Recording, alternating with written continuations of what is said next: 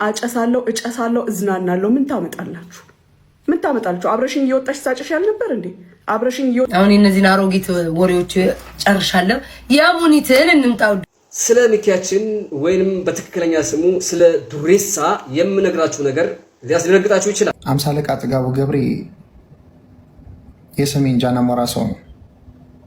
ጎንደር ሆስፒታል ሰራለው ብለ ነበረ ለው ብለሃል። አርቲስት ሰለሞን ቦጋ ፍቅሩ አበጤ ብዙ ሰው ደወለልኝ። ቴዲ ምንድነው ፍቅሩ አበጤ? በበላው ደስታዬ ነበር፣ አልዋሻችሁም። በበላ ደስታዬ ነበር።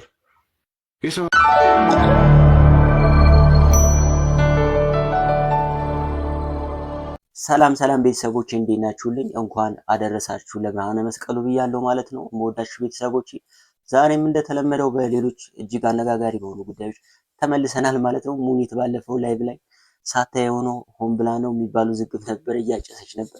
እሱን ማቅረብ አልቻልኩም ስለማይቻል ማለት ነው። ቤተሰቦች ለእሱ ነገር ምላሽ ሰጥታለች። ሌሎችም አነጋጋሪ ጉዳዮች አለን፣ እነሱን አብረን እናያለን።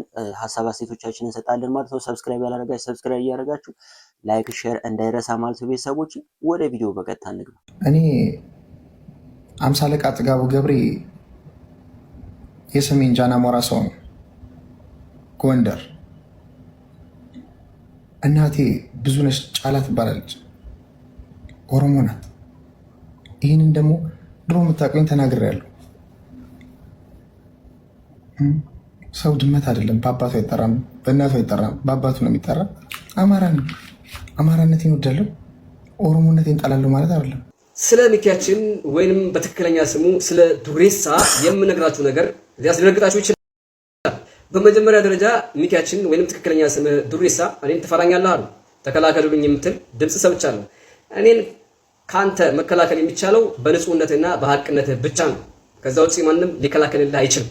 ሲቀጥል እንግዲህ ሚኪያችን ራሱ ማን ነው? እሱ እንደሚለው እውነት ጎንደሬ ነው ወይንስ አይደለም? ንብረቱስ በማን ስም ነው የሚገኘው? የአደጋ ጊዜ ተጠሪውስ ማነች? ንብረቱስ ኢንሹራንስስ የት ነው የሚገኘው? የቤት ቁጥሩ አካባቢውስ የት ነው የሚገኘው የሚለውን ይፋ የማድረግላችሁ ይሆናል። አድርሱለት ማለት ነው። በመጀመሪያ ደረጃ ሚኪያችን ትክክለኛ ስሙ ዱሬሳ ሲሆን ለዚሁ ዓላማ ብሎ ያወጣው ግን ሚኪ በሚል ስም ነው። እንግዲህ በመታወቂያው በስተጀርባ የአደጋ ጊዜ ተጠሪ ብላ የቀረበችው እህታችን ማን ትባላለች? ኢየሩሳሌም ኩማ ትባላለች። የሚኪ የአደጋ ጊዜ ተጠሪው ኢየሩሳሌም ኩማ ስትሆን በጣም በሚገርም ሁኔታ ደግሞ የንብረቱ ተወካይ ማለት ሙሉ ንብረቱን የሚያንቀሳቅስለት ግለሰብ ደግሞ ድጉማ ኩማ ጫላ ይባላል። ያ ማለት የአደጋ ጊዜ ተጠሪው ከመታወቂያው በስተጀርባ የተቀመጠችው ሴትና ይህ ንብረቱን ወኪል ሆኖ ንብረቱን እያንቀሳቀሰለት ያለው ወንድምና እህት ናቸው ማለት ነው። እንግዲህ ከመታወቂያው በስተጀርባ ያለችው እዚህ ጋር አስቀምጥላችኋለሁ ኢየሩሳሌም ኩማ ትባላለች። የንብረቱ ወኪል ተወካይ የሆነው ግለሰብ ደግሞ ድጉማ ኩማ ጫላ፣ ኢየሩሳሌም ኩማ ድጉማ ኩማ ጫላ ማለት ነው። ይሄ ሰውዬ ዱሬሳ ኩማ ሊሆን ይችላል። ተግባባን አይደለ?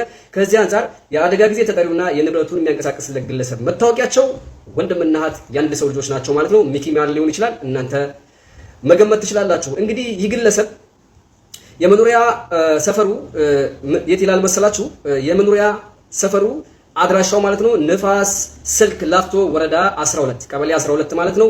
የቤት ቁጥር 4830 ነው ማለት ነው። እንግዲህ የመኪናውን ታርጋ ነግራችኋለሁ። የመኪናው ታርጋ C31520 ሲሆን ፋይሉ የሚገኘው ደግሞ ጉለሌ ክፍለ ከተማ ነው። ኢንሹራንሱ ናሽናል ኢንሹራንስ ካምፓኒ በአዲሱ ገበያ ቅርንጫፍ ነው ማለት ነው። እንግዲህ ዱሬሳ ኩማን ተዋውቁት። እደግመዋለሁ፣ እዚህ ጋር ማስቀምጥላችሁ መረጃዎች ናቸው። አድርሱለት። ቡም ማንም ሰው እንዲህ አይነት ነገር ሆን ብሎ አያደርግም። በአጋጣሚ ተፈጠረ። ያው ደግሞ ሀቡማ አራዳናት ቶሎ ብላ ጥፍት ታደረገች። ግን እኔ በራሴ ሳምባ በራሴ ገንዘብ በራሴ ለማደርገው ነገር ማንም አይመለከተውም። ነውር ነው፣ ሰው ፊት ስለማይደረግ ጀስት ይቅርታ እላለሁ። በተረፈ ምንድነው የሰማሁት? በመቁረቢያ ሰዓትሽ ምን በማለቢያ ሰዓትሽ ምናምን እያላችሁ ለምትናገሩ እኔ መዝናኛ ሰዓቴ ነው፣ መቁረቢያ ሰዓቴ አይደለም። ምቆርብም አይደለውም። እኔ ስራ ሰርቼ ጨርሼ ልጆቼን አሳድጌ ጨርሼ አሁን ማረፊያዬ መዝናኛዬ ሰዓት ነው። ምን ባደርግ ምን ብል ከልጆቼ አጉድዬ ከቤቴ አጉድዬ ከቤተሰብ አጉድዬ አይደለም። ጨርሼ አልሐምዱሊላህ ስራዬን አላህ አግዞኝ ጨርሼ ቁጭ ያልኩ ሴትዮ ነው። ለዚህ ነው ቲክቶክ ላይ ያገኛችሁኝ እንጂ እዚህ ጋር መጥቼ ስጫወትም ስሰራ ምን ስልም አታገኙኝም ነበር። የኔ ስራ ሲጀምር ቲክቶክ የማያስፈልገው እንዲሁ የሚሰራ ስራ ነው። ከዛ በተረፈ አጨሳለሁ፣ እጨሳለሁ፣ እዝናናለሁ። ምን ታመጣላችሁ? ምን ታመጣላችሁ? አብረሽኝ እየወጣሽ ሳጨሽ ያልነበር እንዴ? አብረሽኝ እየወጣሽ በየምግብ ቤቱ በየምኑ ቁርጥ ስትቆርጭ አልነበር እንዴ? ያላየሁትን አሳየሽኝ እያልሽ ኢንስታግራምሽ ላይ ስትለጥፍ ያልነበር እንዴ? ያለበስኩትን አለበሽኝ ያልሽውን ረሳሽው እንዴ? ማለት ነው። በዚህ በጣም ታሳዝኛለሽ። ዛሬ ልደትሽ ነው። ሃፒ በርዝዴ። እንኳን ለዚህ ቀን በዚህ ሁኔታ አደረሰሽ። ያለሽበትን ሁኔታ ራስሽን እዩና መለወጥን አስቢ። ራስሽን እዩና መለወጥን አስቢ። ትዝ ይልሻል። እኔ ይኸውልሽ ሰው ለሰው አይደለም የማወራው፣ አንቺ ባለሽበት እንድትሰሚው አንቺና ጭፍራዎችሽ። መቼም ሴት የላከው ሞት አይፈራም ኋ ይላሉ አብረውሽ ቁጭ ብለው። እኔ አንድ ነገር ላስታውስሽ ሙና፣ እኔ አንቺን ነው መሆን ያለብኝ ያልሽው። ጣውዶቼ ሙኒት አጨሰች ብላችሁ ቀን ሙሉ ነጠላ ዘቅዝቃችሁ ስታለቅሱ የነበራችሁ ሰዎች አላችሁ። እንደዚህ ነበር ማጨሰው። ምንድነው ሁሉ ነገር ቆኛ ኢትዮጵያኖች ላይ በቃ ሁሉ ነገር እንደ ትልቅ ነገር ነው የምናየው። ለፊታችን እንዲጠራ እያሉ ወንዱ ሴቱ ሳይቀር እንደ ኢትዮጵያ ውስጥ ቱቦ ሲመጥ የሚውለው ጫት የሚባል ሀገር ውስጥ ተቀምጠህ ጫት የሚቃምበት ሰው ጫት ቅሞ አውራጣቱን በገጀራ የሚቆርጥበት ሀገር ተቀምጠህ ስለሱስና ስለምናምን ብርቅ አድርገህ ስታወራ ይገርመኛል። አገሪቷ ውስጥ ህዝቡ በጫት ደንዝዞ አይደል እንዴ? በሺሻ ደንዝዞ ያለው ወጣቱ አዲስ አበባ የት ቢኬድ ድሬዳዋ ሁሉ ሀገር ቢኬድ ጫትና ሺሻ ምን አይደል እንዴ? ሱስ የገደላቸው ወጣቱ በሱስ አይደል እንዴ? ሁሉ ባለሀብት አልቀረ፣ ወጣት አልቀረ፣ ህፃኑ አልቀረ። ግን የስላጨሰኝ ታብዳላችሁ።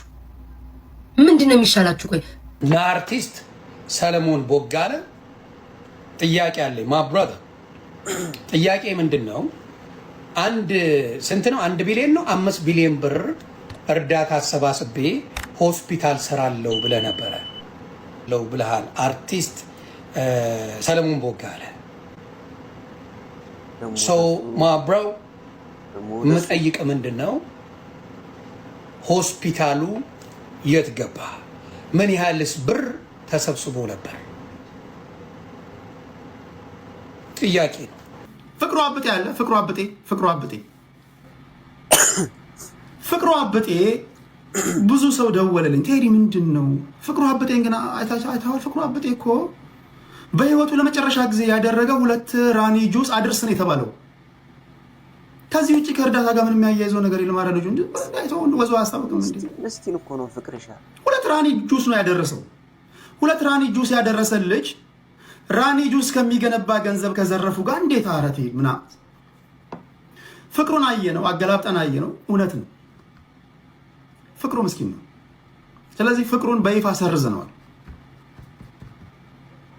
ነውር ነው። ፍቅሩን እዚህ ውስጥ አስገብቶ ከእርዳታ ጋር የሚያገናኘው አንድ ነገር ብቻ 2 ራኒ ጁስ ነው አድርስ የተባለውን በቃ ያደረሰው፣ ሌላ ነገር የለውም ልጁ። በበላው ደስታዬ ነበር፣ አልዋሻችሁም። በበላ ደስታዬ ነበር። የሰው ሀቅ ግን አልበላም። እኔ ክብሬን እወዳለሁ። በህሊናዬ ነው የምኖረው። በቲፎዞ አላምንም። ቲፎዞ ያደጣል፣ ታውቃለህ? ቲፎዞ አደገኛ ነው። አሁንም በስሜት የሚያወሩ ሰዎች አሉ። ቲፎዞ ማንንም አያድንም። ከትናንት ወደ 26ኛ ዓመቱን ያከበረው ወንድሜ ያለ ጆ ቲፎዞ ቁጥርና እዚህ ጋር የሚሮጠው ቁጥር አያድንህም። ህሊና፣ ስራ፣ ጭንቅላት፣ ንጽህና ነው የሚያድንህ። ይሄ ቁጥር ዝም ብሎ ይጠራል እኮ ዝም ብሎ እንደ እኔ በደንብ እኔ እኮ ነገርኳችሁ። እኔ የማልመቸው ለውሸታም ሰው ነው። ለውሸታም ለሐሰተኛ ሰው አልመችም።